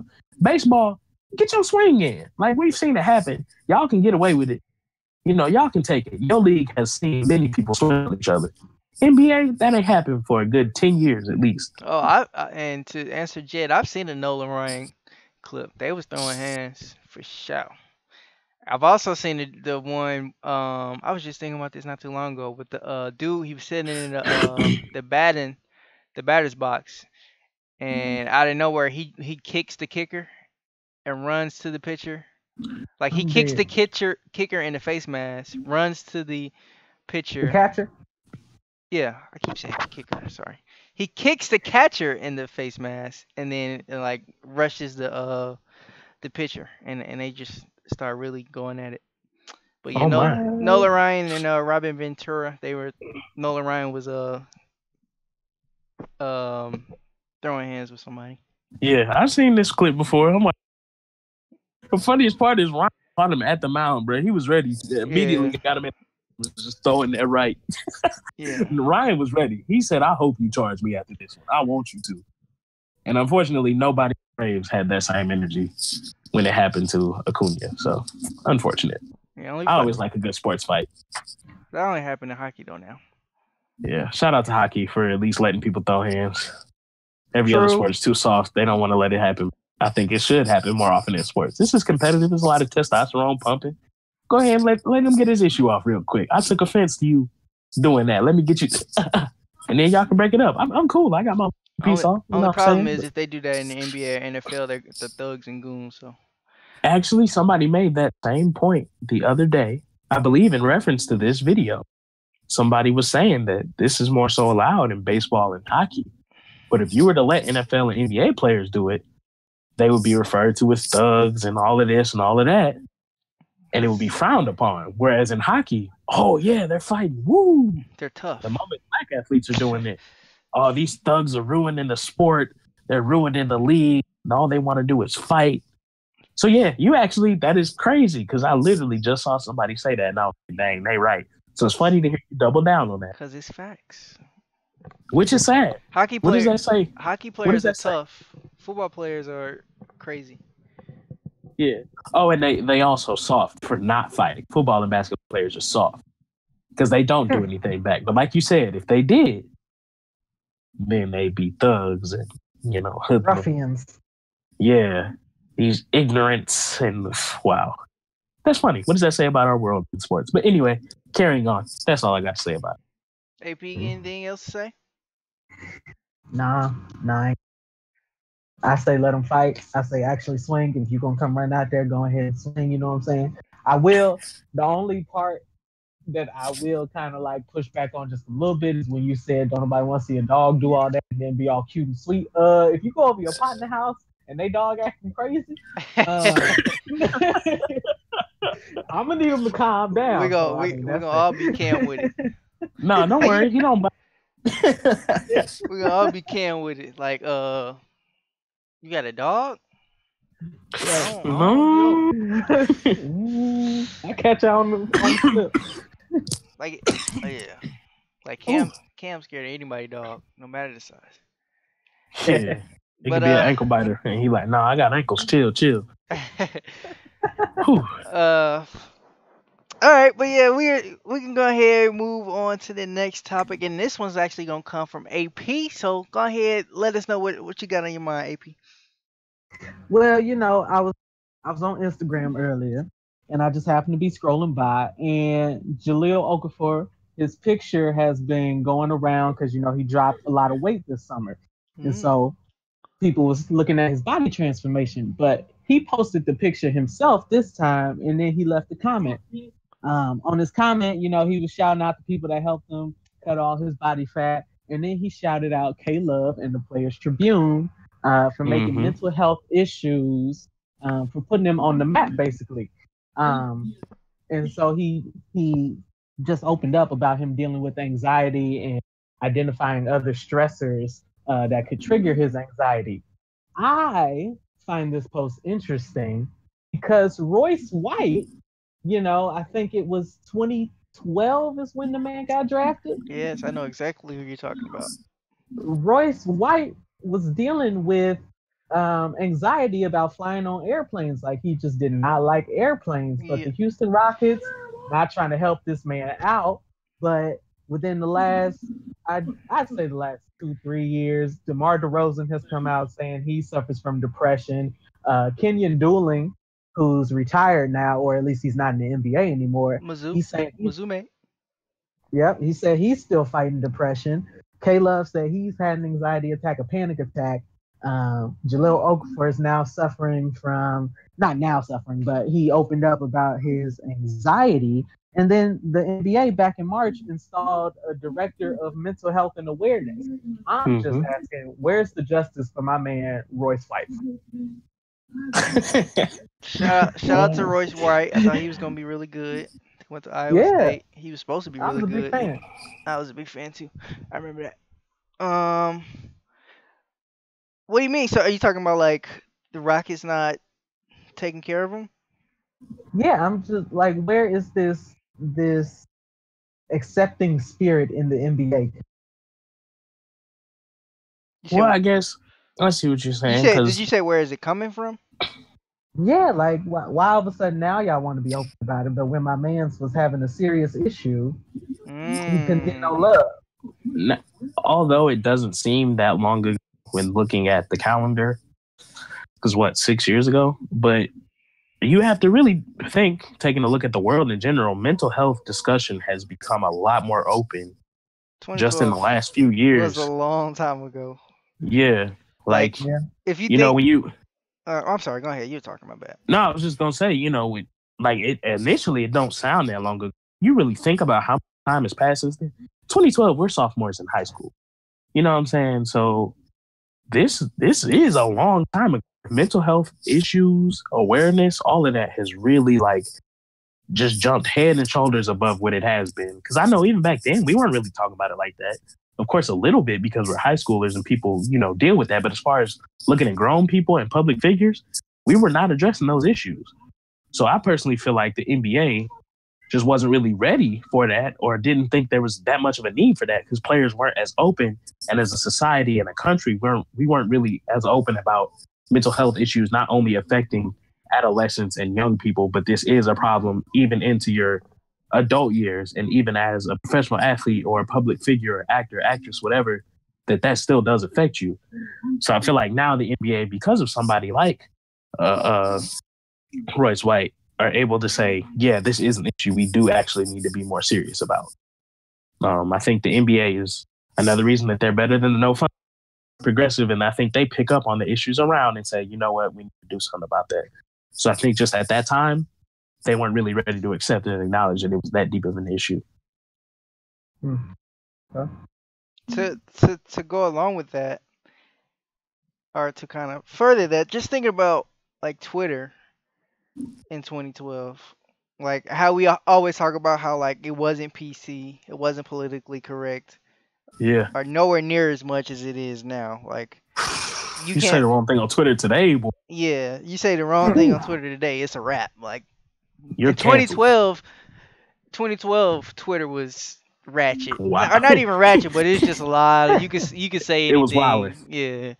And I just think it's if you think about it, Twitter has really grown with our generation. Like we push people, probably within our age, our peers that are kind of like younger than us, and that even older. We have driven like the dialogue on Twitter. Twitter Mhm. has grown with us. Like all of us in high school, we didn't know anything about being politically correct. We just were high schoolers. But now that we're in college and we get all this knowledge about, all this stuff, racial, whether it's racial, sexual, or anything like that. Like Twitter, that's why Twitter is like that today, because the driving force is in college and learning about that stuff. But as far as, so I just think that's kind of attests to like, um, why 2012 was so long ago. It's so much different than what it is now, because Twitter is so popular and social media is huge, and people are Yeah. becoming much more aware, and our age group, which is like just which is basically an epidemic, not an epidemic because that makes it sound bad, but it's just like spreading throughout the world, and everybody is starting to think like that. Um, but yeah, it's actually a very interesting topic. I didn't think you were gonna take this angle on it. I'm a real big fan of Royce White. I have Yeah. to admit, and so I follow his He was career. hurting for his boy. I was, because I'm like, what? Well, I think it started because everybody in the NBA who's talking about their mental health now, they're all attributing it to K Love, and I'm like, but Royce White was out here like really suffering, like he not in the league anymore because Yeah. of this specific thing, He and didn't K even Love get a had a shot. panic attack. He didn't even get a Right. shot. Yeah. He sat out. He sat out. He's flopped teams. Like, and K Love had a panic attack. I'm not trying to downgrade his panic attack, but like, he's still in the league. Like, he saw a therapist and he's doing fine. But yeah, it just, yeah, I don't know. it was just interesting to me that they attributed it to K Love when I think Royce White really started the conversation years ago. And I think that is exactly playing into what me and Josh were just saying, that only because Kevin Love brought it up and kind of re-sparked that conversation as society started becoming more progressive towards acknowledging those issues. Yeah, I think that was kind of the straw that broke the camel's back. You know, that kind of cracked open that conversation, saying, dang, like we really do need to think about this, because Royce White came before we were really starting to be, like Josh's point with Twitter, man, you could have said all types of stuff 5, 6 years ago. No problem. The moment today you tell somebody kill themselves or talk about depression in a negative light, man, people attack you like a pack of dogs, because now it's no longer acceptable and it's frowned upon to not understand and accept depression, Dogs? anxiety. Who you calling dogs? No, I'm just playing. I was like, what? But no, you know, like today, people on Twitter. That's will Twitter. That's Twitter right there. mentions. That's Twitter You know, today. Whereas a couple years ago, like I said, you could tweet people, kill yourself, you know, and nobody trips. Like, if anything, it's funny or whatever. But now, like, with the progression of acknowledging depression, anxiety, all of that, none of it is acceptable to look on as a joke or to talk about, like, yeah, whatever, like passively. Like, no, this is serious. So I feel like because we started moving that direction as a community, as people, then since when Kevin Love brought it back up, I think more people started to take note within the league to say, yeah, this is an issue. And then I think him saying it allowed other players to be more vocal. You mentioned DeMar DeRozan. Now Jahlil Okafor kind of coming out and saying, yeah, Kevin Love kind of helped me out with that. Because now, since you've said something and kind of set the tone and people are taking note of it, I feel more comfortable being able to say, I'm not the only one, or he's not the only one that struggles with this. I haven't necessarily said anything about it, but since we're now admitting, he's willing to admit it, I'll go ahead and say it as well. And it's similar to any other issue we've seen, whether it be sexual assault, harassment, whatever. The moment one person speaks up and it's actually received positively, or people actually hear it instead of being negative and criticizing it, then other people feel more comfortable and more willing to say, well, hey, me too. Like, I also feel where he's coming from. Whereas if people shot Kevin Love down and said, man, shut up, you play basketball, you know, like stuff like that, then maybe DeMar DeRozan, Jahlil Okafor, other players never speak up and say, I have an issue as well. So I think kudos to NBA. Like I said, they are good at saying there's an issue. How can we fix that? Especially now more than ever. I think Adam Silver is very PC as much as he can be. And I feel like the league and players, because they don't have an iron fist ruling over them, they feel more willing to speak out and say, hey, this is an issue. And the league is actually responsive to it and trying to do something about it in a proactive manner. So I think that's how we get to this point. Does my man's get another shot in the NBA? Oh, no, it's a wrap. Ooh, yeah, I think it's done. I think the moment that you are out of the league and you venture so far out of the league as to playing internationally, usually you're done. Is he still playing? Yeah, he's playing right now. He got a championship in Canada. Really? Yeah, he's playing in Toronto. So good? if anything, maybe he can walk over to Toronto and say, hey, yo, is he y'all got an open spot? Is he like... He was regular season MVP, I think, one season, and then he 2016-17. Yeah, really? And then he got a championship the next season. Wow, how old is he? He ain't that old. He's one, I think. Let's check. Because he was cold out, I would say. He was like a... Yeah, he's 27. He's like a big point guard, ain't he? He's like 6'8". Point guard? He's a forward, I think. No, he's a point guard. They call him a forward. He's a guard? He's a point forward. He's listed. He plays the point. I remember that for sure. That's why I was like, man, he basically like Ben Simmons. He's going to be like LeBron. Yeah. He was like Ben Simmons, really. Yeah, before Ben Simmons. Like, that's why I thought he was going to be. Yeah, I was excited for him. But so is he able to, like, did he get over the fear of flying on planes? I don't think he got. I think because it's in. I feel like they did buses because Canada kind of smaller when it comes to that. Like he was playing in London at some point though. Like you had to, you had to get over. Like, I mean, I feel bad because it shouldn't be laughed at, but you just have to think, man. You want to be in the league, and you thought you wasn't. You thought this wasn't gonna be an issue for you? You don't like to fly? Like, No, he did. my They mans. did. No. He did think it was an issue. They did a whole But I'm story saying, on like, ESPN on it. I remember because what? I remember him coming out and they did like a story about it on ESPN. But they didn't. This was before the NBA season started, so they were just talking about like how he has to get over that hump.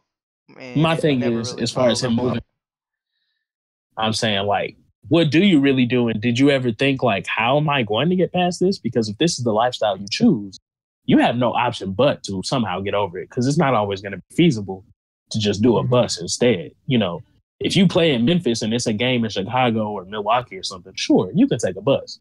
But if we got a game tomorrow night against the Kings and you play for the Grizzlies, like, bro, like, you don't have an option. You know what I'm saying? So I wonder, if he has gotten over that, how do you go about getting over something like that?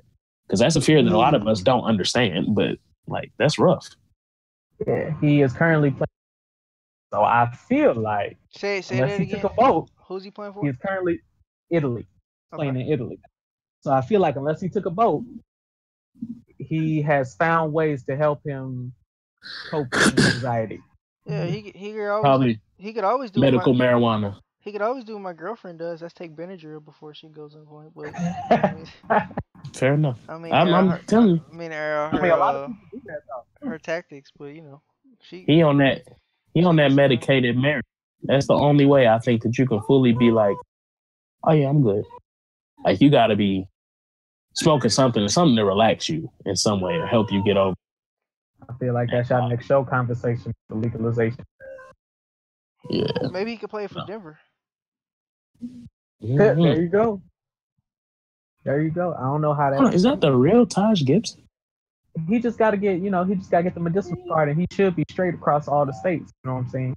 Yeah. Yeah. If that is his method, then yeah, he need to call the league about a couple things. First of all, now y'all want to acknowledge mental health, and secondly, weed helped me get over it, so y'all need to acknowledge it. Right, they acknowledge that for real. Not the league, but Bleacher Report. A lot of NBA players are getting into it. Like once they retire and stuff, like they are in the weed business out here. The rest of them, you know, Kevin Garnett out there with big doinks in the cannabis industry. I'm sorry, who was that? Weed, but, my man's Zebo. He over here getting pulled over with loud packs. Like, you know, your players are into it, man. You might as well. Don't come in. I'm not the biggest. Y'all know I don't smoke at all. I'm not necessarily a fan of it, but if your athletes are partaking and the medicinal value is proving itself to be important, sooner or later, one of the leagues is gonna have to say, you know what? Even if it ain't weed itself, some type of what's the oil? It's cannabis Cannabis oil. No, it's another. This is similar to that.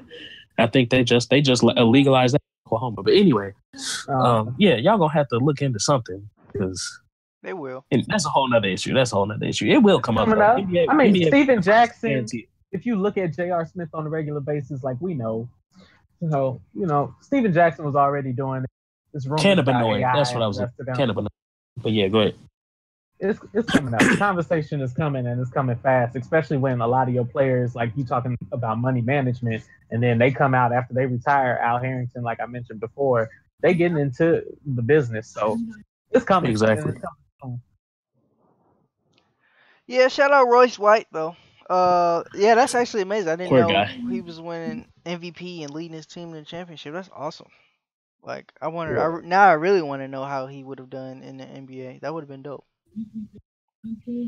Yeah, it's he's on some prospects for whatever reason. There've been personal issues, mental issues, whatever that had all the potential, and you hate to see that it didn't pan out the right way. But do you guys ever think like how do you have mental issues when I don't know when you just like you in the NBA like why are you? It's deeper than that though. It's deeper than that. Yeah. Right. It really is. And that's the sad part. Like, that's the thing, and that's my problem with a lot of people having an issue with like the anthem protests and all of that. Because people act like just because I have this level of success, that the same things that affect the ordinary man don't affect me. So like we saw that perfectly with Sterling Brown. Like police brutality can't happen to a millionaire. Like, look what's going on with me. Like, these people are all on my head. They tasing me for what? That's But then you get mad at athletes for saying that, oh, well, y'all get paid millions to play football. You shouldn't be worried about it. This don't happen to you. Well, clearly it does. Right. And then like with mental health, I'm not like calling you out necessarily, but a lot of people feel that way. Like, how do you deal with that? Because you in the league, or you do this, you do that. How is that a problem? But you see it time and time again with these millionaires that commit suicide. Mm-hmm. The Kate Spade woman, like, you got all the money in the world off these little purses. Mm-hmm. I used to work across the hall from the Kate Spade when I was working at the Gap. They had a line at the door. So I know she was making buku bucks. Mm-hmm. But mental health is deeper than that. So I think that is why people are taking more note of it, because now they realize it's not something they're just teenagers, or a lot of times people, attach mental health and self-confidence issues with women or young girls. So it's not something that's just young girls or teenagers or preteens. This is something that goes on through adulthood, through rich or poor, middle class, high class. Like, this is an issue. So I feel like that's why it's gaining so much traction now, because people are really realizing anybody is susceptible to this issue. Yeah. And I would say, and I feel like She said little purses. She said put some respect on it. Right. Not to take the conversation too far away, but I feel like, and I gotta walk the line with this, but not saying that mental health was not existent back in the day. That's not what I'm saying at all. But I feel like it's something else to be said about like what we doing with the environment, like the food we eating and all that other stuff being genetically modified. I feel like that's playing a role too, to where these issues are making themselves more prominent and more frequent. Fair enough. You can just look at cancer. I mean, so all types of illnesses that are affecting us weren't this broadly talked about or affecting this many people at a certain point in time. And as technologies develop, as food and things like that develop, like all types of food are being linked to sicknesses and cancer. Ovarian cancer linked with Johnson & Johnson products that everybody was using with their babies. So it's just different. And then like technology, social media is a wide thing that you didn't have to worry about 50 years ago. So you weren't getting bullied constantly online and developing these mental health habits that were unhealthy for you. So it's just all types of things that are leading to it now that, 80s, 90s babies are more prone to now, because it's in your face so many different ways that it can spark it. You mean 90s and crack babies? Yeah, that Ronald Reagan. Era. We're not going to get into Section 80. That's boy. Can we do a music review podcast one day? Anyway. My roommate wants to do something like that, I think. Daryl. I don't think I ever really talked to Daryl much. Yeah. More so Rich than Daryl. Yeah. Yeah, anyway. But yeah, that was actually a really interesting talk. I appreciate that, AP bringing that to the table. Yeah, thank you. Appreciate it. That was dope. I might post that to Twitter. Yeah, because I think that's my bad. I got a stream in the background. I think that is something that, is, like I said, a hot button topic that affects all people. So it is definitely interesting as an everyday man or woman at home to see public figures admit, like, it's not just you, or just because you're going through your situation doesn't mean that you're more prone to it. I'm rich. I'm an athlete. I'm an actor. I'm a business owner. I deal with it too. Yeah, we all human. It's so hard to think of these. Like, it's not. I mean, it's just you got to get over that hump of thinking of these people as human too, just because they're so. You right. So it's hard to really think of them that way. Yeah. They're so it's because they're so successful, and it's just like they're in a completely different, living a completely different lifestyle than you are. So it's kind of hard to humanize them. But I was saying, I was juggling with that. But at the same time, it's really easy to humanize them, because all you got to do is think it's just like they human, like they nothing. They literally they came. A lot of them came from the same place that you are. They just worked at it or did whatever they had to do to make it to that place. Especially in sports, Yeah. So it's like I said, it's hard, but it's easy. And the sooner you realize it, like they're literally, there's probably only a few things that they differ from you. The easier it will be, like, to kind of understand how they can be depressed or how they can have mental illness or how they can be Right. scared of flying on the planes. And Yeah. while we just still on our soapbox, that is something that should be and can be applied through relations with people in all aspects, whether it's racial, class wise, financial, Oh yeah. um, Most athletes, regular people, business owners, actresses compared to regular people. If you would take the time to realize that, and some people use that as a reason to say that you shouldn't be able to say that you are, people have prejudice against you because we are all on the same playing field. We just did different things. But That's a if you lie. just take a second, to really think about other people, they're not that different from you. So racial issues, we're all people, right? We all got the same stuff going on. So why treat them any differently? Mental health issues, we're all people. So why would you think that they're not just as easily they could fall into that as you can? Because a lot of people think that you can't.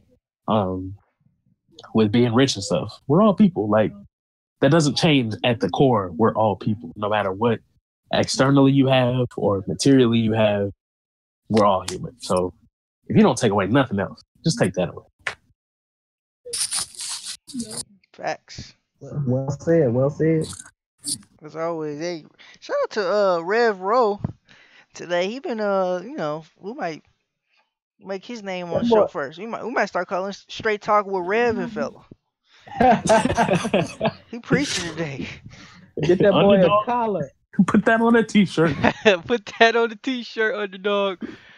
But yeah, that was awesome. I really enjoyed that. That took 30 minutes, but that was a great 30 minutes. So appreciate you, Yeah, AP, for that that. was nice. That was dope. Um, is that all we got to say? Anything else to say about mental health? No, man. No? Just want to thank y'all for having me on the show, man. Yeah, of Yeah. course. But it, Anytime, Agent. We've been waiting. You player this overseas and stuff, man. We was waiting on you. yeah, that's it's not the end of the show, though. It's not the end of the show. Yeah, we got another thing. Petty Betty. Yeah, But wait, we got there's petty more. we got petty Betty of the week. So Yeah, this is who the petty Betty of the week, Rev? You've been preaching all day, and I tell us let's lighten up a little bit. Who the petty Betty of the week? We're gonna lighten it up. So y'all know my boy Jaden. Say it again. It cut you out as soon as you say the name. I would say it always it cuts out at the most inopportune times. Like Man, if it I cut could be out, saying some stupid, and right? it'll be perfect. Yeah, but as soon as you say a team name or a team or a place that somebody's from, it cut out like every time. But go ahead. Got y'all over here like Lil Jon, Dave Chappelle. What? I'm gonna give Petty Betty of the week to my boy Jalen Ramsey. Now, if you don't know off the top of your head who Jalen Ramsey is, It's literally cutting out. It's cutting out every time you say this man's name. Jalen V. It's doing it. Jalen Ramsey. really He's is saying doing it. Jalen Ramsey. Everybody. Petty Jalen Betty Ramsey. goes- That's the petty Goes Betty of to the week. to the live feed. Petty Betty goes to the live feed. Yeah. Yeah, Right. Petty Betty goes to Discord for always cutting the brother off. I guess it let me get my stuff off my chest when I was being serious, so I'll take it. But Right. Petty Betty of the week, Jalen Ramsey. If you don't know who that is off the top of your head, one of the better players in the league. You might not necessarily hear about him as much as an AB or an Odell, but he is a great player. He's also very childish. Yeah, probably top corner in the league. I would say. Yeah, one of the better corners in the league. Top three at least. You might remember him. He had an on-field altercation in the locker room. He was interviewed, and he gave what has been known as one of the more sus interviews in NFL history, just because his mannerisms. Anyway, look that up. Look up Jalen Ramsey. It's a pretty interview. He's a funny guy. But anyway, he was asked some opinion questions, and you just have to assume that this started with a basic question, and they kind of liked his answer, so they kept throwing out other names. This was a sit-down interview with GQ. That's basically how it happened. Like that's got to be how it happened because he literally Guaranteed. he gave a critique on every quarterback in the league almost. Guaranteed. They probably asked him, for example, how you feel about Matt Ryan, and then he gave a funny answer, and they were like, "Ooh, well, what about Eli? Ooh, what about this?" So anyway, he went on a spree of basically just ripping into people or occasionally giving them props. So on the giving prop side, you got Drew Brees. He says, I'm a fan of Drew Brees. I think Drew Brees is really good. Even at his age, he still runs everything. Yeah, Aaron Rodgers does not suck. Tom Brady doesn't suck. Says Deshaun Watson will be a league MVP in a couple years. And Carson Wentz, he thinks now 5 to 10 years he will be in that MVP conversation. Him and Deshaun Watson. So it starts off pretty nice. Some guys like Russell Wilson, he thinks they're okay, and then you get to like Eli. I'm not gonna say he's good, but Odell's good. You get to a guy like Matt Ryan. I think Matt Ryan's overrated. You can't tell me you win MVP 2 years ago and then last year you a complete bust and you still got Julio Jones. There's no way that should ever happen. I don't care. So he just slowly gets more and more petty and childish with his answers. Andrew Luck. I don't really think he's that good. So that's an interesting hot take. Just being honest about it, Flacco sucks. I think Josh Allen is trash. I don't care what anybody says. He's trash. So it started off kind of positive, like, oh, okay, yeah, he's giving props. Oh, okay. Tom Brady, I'm not giving massive props, but he doesn't suck. Aaron, we're not talking about Aaron Gordon. You know what I'm trying to say. Yeah, he doesn't suck either. But then the further you go, it goes from I think he's good or he's this and that to he's trash. Nah, he sucks. Nah, he's horrible. He's a bust. So it was just pretty funny. The further it got on, the funnier it got. I'm talking about Jared Goff. He's average to above average. Like he gives credit without giving too much credit to some people, and that was the funnier part about it. Yeah, especially to like Tom Brady, Aaron Rodgers, where he's just like, okay, they don't suck, but he don't give them any props at all. He's just like, no, they don't. They don't suck. That was the funny part about it. Like, I'm not gonna say they tough, but nah, they don't suck. Yeah, right. And then just to straight up be like, nah, he's trash. Yeah. Hey. Oh, okay. Jalen Ramsey is like slowly become my favorite player in the NFL. Like, he is funny, man. He is hilarious. And it was like mid last season. I was like, yeah, he's my favorite player, like easily. Because anybody that talks trash, like, is automatically goes to the top of my list and lets people know. And it's just like open and honest to the media and will just say what he has on his mind. That just automatically goes to the top of the list as my favorite players. And last year he was talking trash to well, he ended up getting that. Well, you said that was 2 years ago he got in the fight with AJ Green, or was that last year? It was 2 years ago that he got in that scuffle. Well, no, scuffle with who? Who was that? AJ Green that sparked that? The infamous locker room interview. I don't know. Anyway, I said, just Google that interview, man. Just Google that interview and watch it because it is probably the funniest thing you'll ever see. But yeah, he was talking trash. I forget who he was talking trash about. Oh, I think it was DeAndre. He was talking trash this year to somebody. Maybe it was DeAndre Hopkins, but I don't know. It was just at some point it was in because people really. It wasn't until last year that people really began to kind of like pay attention to him and wanted to interview him just because of how blatant he is about what he talks about because he's been doing this for at least a year. Yeah. And when they started like really interviewing him and stuff, that's when I was like, yeah, he's my favorite player because he's hilarious and he also backs it up on the field. I know what you're talking about with Hopkins. That's when he was mic'd up and you could hear what he was saying. Yeah. That's what I thought. Yeah, but he was talking trash on Andre Hopkins and it was hilarious. So, anybody like that is just always gonna be one of my favorite players. Yeah, he is. I mean, dog. Like I said, to read over some of the comments, and it goes from super complimentary. Oh, definitely in the MVP conversation. These two will definitely be in that conversation in the next 5-10 years from now until 5-10 years from now. And then to go to he's good. He's average to above average. He doesn't suck. He's trash. He's trash. And he named like 5 or 6 different quarterbacks. He's like, nah, he sucks. Man, and that was what was funny. Like you said, they start with one question, and then they were like, "Okay, so what do you think?" Because ain't no way they pull GQ to just talk about football. Like GQ is like a lifestyle, a fashion magazine. Like you talk about other things besides football. Yeah. So it ain't no way this became the Jalen Ramsey's quarterback panel, they got a good answer and they were like, oh, we might be on to something. Yeah. So you get to Andrew Luck. I don't think he's that good. A lot of people really thought Andrew Luck was a phenomenal quarterback before he got hurt. People really like Matt Ryan. He thinks Matt Ryan's overrated. He thinks Flacco sucks. Like, dude is funny, man. Dude is funny. He wild. So what do y'all think? Who's the pettier? Who's pettier? Him or Jose Arena, who hit Ronald Acuna? Acuna Matata. I give it to Jalen. I think more so than anything, the Acuna Matata incident was hateful. That was a player hater award. Yeah. So we might have to incorporate a petty Betty and a player haters, because today we got your player hater. Yeah. But as far as petty Betty, Jalen got it uncontested because dude was just and it was hilarious. You got to be a little bit. It's got to be some comedy. Funny, Yeah, it's got to be some comedy in being petty. Yeah, like the past petty Bettys we've had, Shaq, we've had Ezekiel Elliott. It was childish, funny stuff. Like Zeke not signing people's stuff if it didn't have his name. Like that, it was funny. Hilarious. It was petty, but it was really funny. You know what I'm saying? The pitching incident was just hateful. Like that was just some mean stuff. Like, dog, why would you do that? Right. So yeah. Is that all we got on that?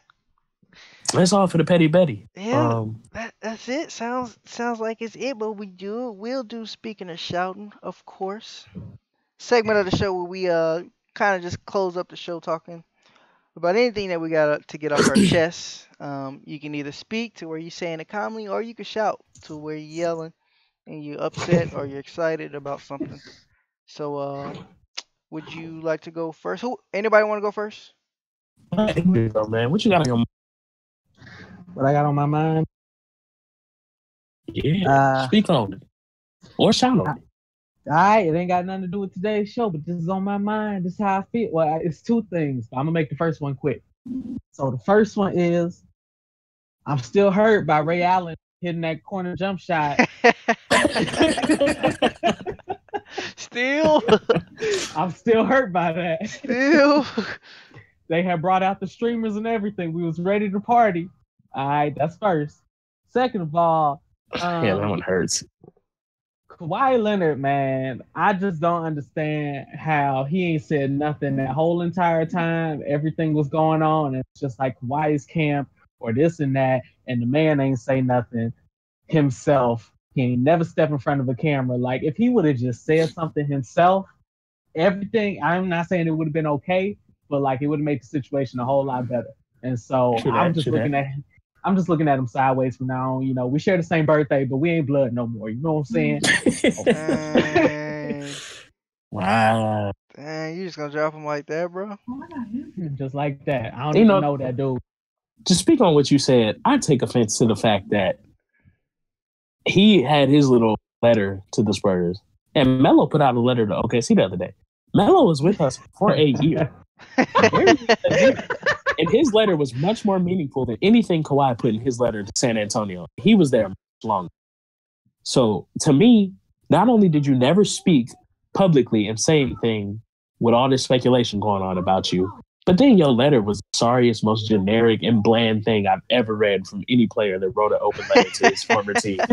The letter, more than anything, really pissed me off. This is finally your chance to at least say something. You don't mention the fact that you played with legends in the sport of basketball, period. And in San Antonio, you mention them. You don't mention any of the things you accomplished with them. You just kind of, hey, San Antonio, thanks for a couple years. It was okay, I guess. I didn't really want to come back and play, though, so I was just going to keep sitting out and kind of ducking your calls and stay in New York. But, yeah, I'm going to Toronto now, so see you, I guess. Thanks, San Antonio. Like, what? I would say Pop gets petty Betty for sending him to Toronto when he wanted to go to Cali. He expelled him to a whole country. Oh, you don't want to be in Texas, huh? Okay. Try Canada. How about that? You want winter weather? How about that good old 6-side winter? How about that? You want that beach, huh? You want them palm trees, them women. Enjoy the cold. Enjoy the Niagara Falls. Get Get you some Canadian dollars, pimp. They don't want none of your millions. Get you some Canadian dollars. Good luck finding stuff you enjoy in Canada, because it ain't there. It's all over here on the state side. Have fun. And I told Drake not to talk to you. I told him you don't get a jersey. You get a warm-up shirt. Good luck. I'm weak. Yeah, I actually, Adrian, I think a couple weeks ago, Pop was mentioning my Petty Betty for sending another country. So you are 100% correct. All right. Okay. What's on your mind, Josh? Oh, I'm going. Let's see. I want to talk about the fact that school starts on Monday for me. So I'm sad. That's all I got to say. Oof. Wow. Feels bad, man. I start the last week of August. So I still got some time. Yeah. Same here. Same here. That's great. So yeah, gotta get back in the swing of things. I haven't got your sleep schedule together. I haven't. Actually, my sleep schedule's pretty good. I don't have really any early classes. I'm gonna be working though. I don't have any school supplies yet. You're doing good, big fella.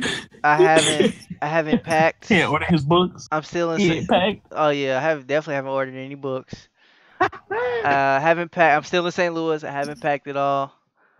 So yeah, I'm prepared for it. It's my last semester. Last semester. Yeah, that sounds about right. That's how I get. I'm pretty, I'm pretty well off. I should be straight. I think. I really don't even know what to expect this semester. I don't know if it's gonna be busy or not. I really don't. Like, I don't know. I do have to drop one of my classes. Oof. I'm not dropping, but I gotta get a new class. But yeah, so I'm off to a good start. We got 3 more days till the start. But I'll be ready. I'll be there. I ain't got my books. I ain't got my clothes. I ain't got no books. Man. Yeah, you out. Base got been stolen.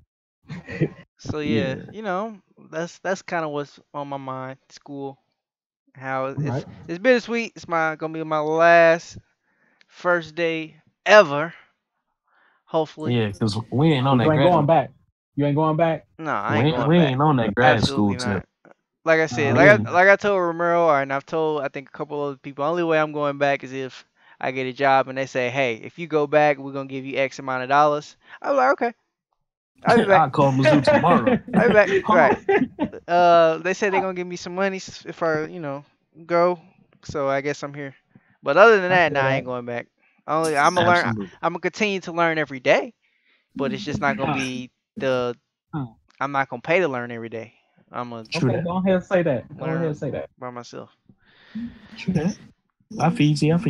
So yeah, everybody that's starting school, anybody starting school coming up or has already started school, shout out to you.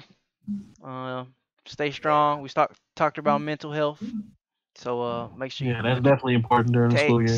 Stay on top of that. And grind. There, man. Go get that money. Let's get it. I like that, Josh. We'll get you a little round of applause for that. Good job. Thank you. Order them books, young man. Get you some notebooks. I got some pencils at the house. My mama's a school teacher. I got supplies. Oh, I got pencils. I just don't. I don't know. I just don't be caring until it's too late. Just walk in there on the first day with your left sock on and some Gucci flip flops, and you'll be all right. Basically, start the beginning of last semester, I probably walked in. I didn't have any school supplies my first day. Like, he walked in with nothing but himself. Literally. I walked in with a book bag. I walked in with an empty book bag, no notebook.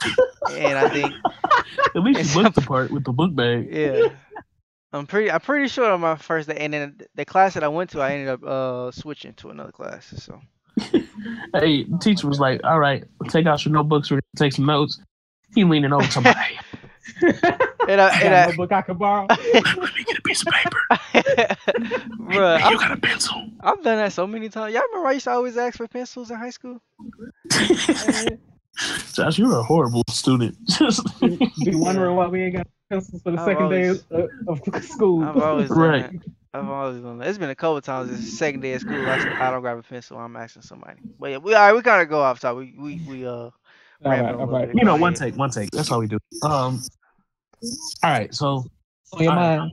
I'm briefly shouting only because Adrian made me think of it. Speaking of flashbacks of your team history that really hurt your feelings, somebody posted the highlights of Klay Thompson Game 6 that year. Oklahoma blew a 3-1 lead before he passed on the 3-1 lead curse. But the funniest part was the Klay Thompson highlights didn't hurt me. What really hurt is what I sent Adrian, which were the clips of KD being double teamed and triple teamed and forced to pick up his dribble and still forcing shots.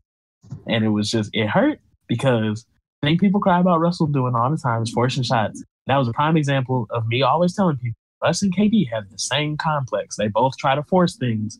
When Oklahoma City was cooperating on all pages, they were like, I got it. So it really hurt not to see Klay explode because, whatever, it happens. Shooters get hot.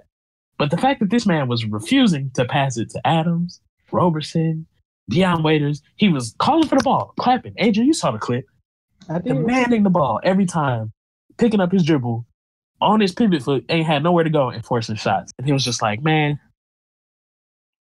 we could have won the championship that year. Play that hero ball. He reached into his mellow bag. He reached into his mellow bag.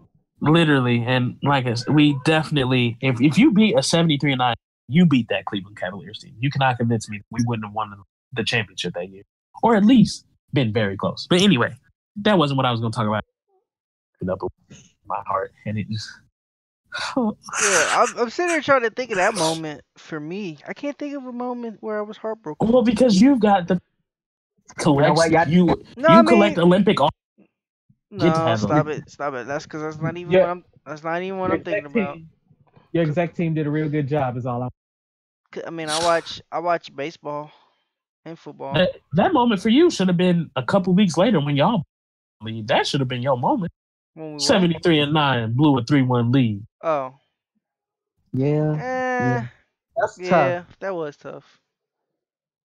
But I was more so thinking about baseball. Okay. You should have been asleep anyway. You have a heartbreaking moment? Nah, when I think about that, Trey, my brother, always tells a story of when the first time he cried watching sports. It was when Michael Jordan hit was it Michael Jordan? Which time? Which time? It wasn't Michael. Oh no, it was I think it was either John Stockton or That's a big difference. I just want to say that. Yeah, no, because I'm thinking because he was a Rockets fan.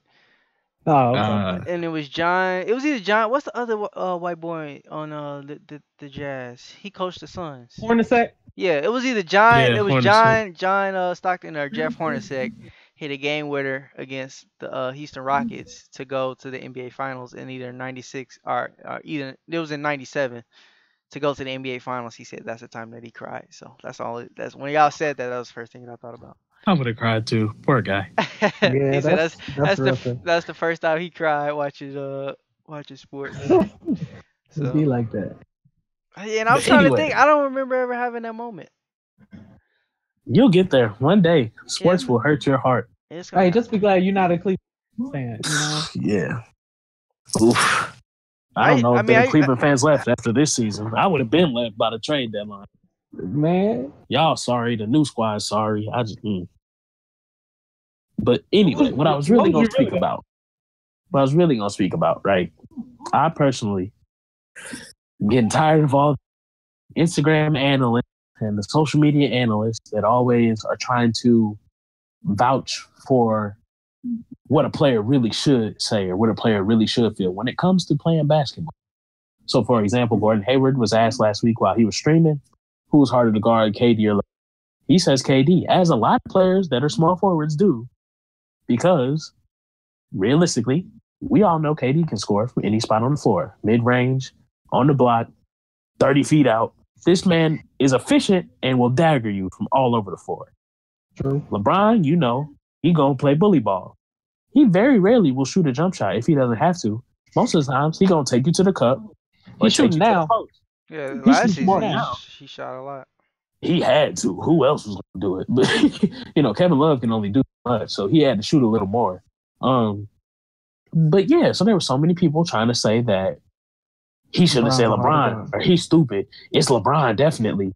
how you gonna tell somebody that play in the league what they should be saying is the harder person to guard? I'm sorry, when the last time you checked either one of them? And then my other dang, I forgot what the other example of that was. So had it. See, you got me getting emotional and reminiscent, and I forgot what my other example was.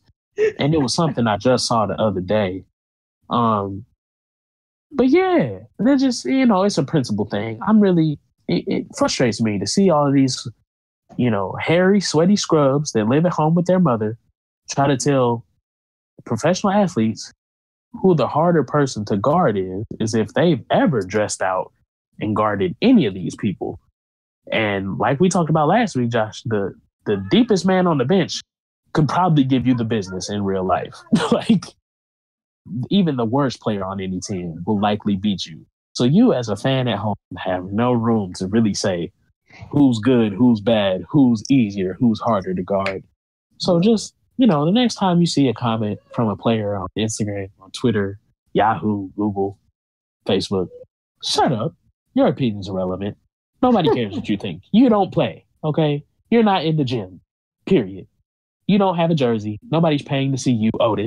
So you don't get to have an opinion on a question that an NBA player would answer or any professional athlete because you wouldn't know. You've never played them. So how do you feel that you get to express your opinion on it? Or matter of factly, that your answer was the right answer in comparison to the person that has actually played against this person or with this person. Oh, the other one was people saying Russ is a bad teammate. Several people that are his teammates have spoken out and said he's a good teammate when they're not even on the team anymore. Kendrick Perkins, Corey Brewer this week earlier said it. Paul George said it. Melo has said it this year. Even KD, people try to blame Russ for KD leaving. KD has said on his burner Twitter, Russ wasn't the problem. It was the coach, the front office, and those other cats that he couldn't win with.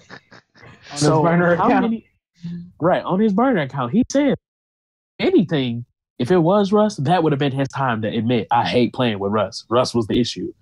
But even then, when he was quote-unquote anonymous, he said it was the other cats he couldn't win with and then mentioned the coach in the front office. So how many professional athletes that are his teammates can or have to say that he's a good teammate before you scrubs at home shut up about Russ is such a bad teammate. He makes his teammates worse.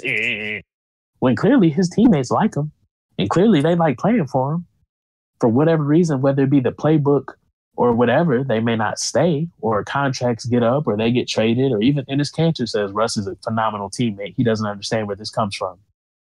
How many people that actually play with the man have to say it before you as somebody at home that only watches him on TV finally says, you know what, maybe I don't know at all if he's a good teammate because, oh, wait, I've never played in Oklahoma City Thunder jersey. So just, in general, stop running your mouth. If you don't play with guys or against them, you don't get to have an opinion on them as far as their character or their talent. Stop it. There you hear it, folks. There you have it. There you go. That gets on. Even on when people say stuff, you don't play with him. Just shut up. So that's all. That's all I got to say. Well, that's the job that you're pursuing. So I'm never gonna call somebody a bad teammate. I ain't playing with the cat. I may not like. It's a difference in saying I don't like what Russ does on the floor, or I personally feel like for me, LeBron would be harder to guard. But don't try to tell a professional player, you're stupid. LeBron is definitely harder to guard. Or, of course, Russ is a bad teammate. Because you can't say that for certain. So in what way is Russ a bad team? Like his character, like him as a person, bad teammate? God, who knows? It depends on what the day is. Fans are fair weather. They always got something to say. Russ hogs the ball. But statistics show that his teammates get more open shots with him than when they're playing. But okay, yeah, it's because he's a ball hog, right? But he's getting them more open shots. So interesting. So, and whatever. He's not a good playmaker, but he averages over 10 assists. Whatever. Whatever, man. I don't know. I'm no professional or anything, but numbers don't typically lie. So, that's whatever. Whatever. Okay, dude. We'll save that for another. Save it. It's, I can't deal with people. Yeah. All right. Looks like that's gonna wrap it up for the show. Go ahead, Rev. You can send us away. Shout out to everybody coming out. Yeah, definitely. Hold us down in the comments. Jed, always nice to have you and your input. A very knowledgeable young fella. So we always love having you. Daria, you've been here since day one, so we appreciate you being here. Adrian, it's a pleasure to have you on the show. Long-time friend, so of course we wanted to get you in there, and I'm glad that our schedules finally lined up for you to be able to finally jump in here with us. So thank you for that. Yes, sir. And Josh, you know what I'm saying? You set it up. Thank you for that. So everybody, thank you for joining us today. Had a great show. We enjoyed you guys coming out, and we look forward to seeing you Monday. Peace. Peace. Deuces. Like, subscribe, share, do all that. Oh, yeah. Don't forget to hit the bell. Never miss another video. All right. Bye, y'all.